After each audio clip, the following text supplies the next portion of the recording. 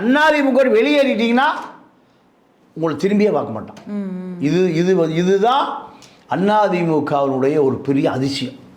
இப்போ எடப்பாடியை பொறுத்த வரைக்கும் எடப்பாடி முன்னாள் அமைச்சர்கள் பல பேரை ஒதுக்கி வச்சிருக்காரு. ஏன் ஒதுக்கி வச்சிருக்காருன்னா, இவர்கள் இப்பவும் துரோகம் பண்ணுறான், எதிர்காலத்திலையும் துரோகம் பண்ணிடுவான். இப்போ இந்த துரோகம் பண்ணுற கூட்டத்துக்கு வேலுமணி ஒரு பக்கம் தலைமை தாங்கிறார். நல்லா கேட்டுங்க. பிஜேபி இருக்கக்கூடிய முன்னாள் ஆட்களை அண்ணாமலை எப்படியாவது யாரை, நயினாரை காலி பண்ணணும், நயினாரை டேமேஜ் பண்ணணும். அண்ணாமலையும் வேலுமணியும் கூட்டணி.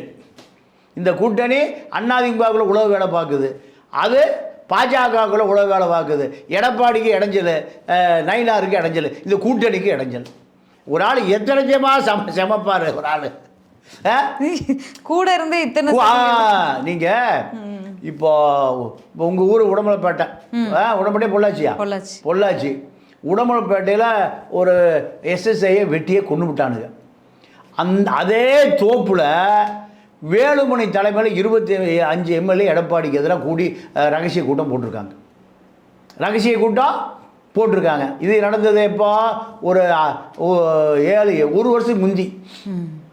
எடப்பாடி என்ன பண்ணார், எல்லா மாவட்ட செயலாளர்களும் கெட்டியாக உட்காந்துட்டு தன்னை மிரட்டுறாங்க, நான் பிஜேபிக்கு போயிடுவேன், கட்சியை உடைச்சிருவேன், இந்த சீனை போடுறாங்க.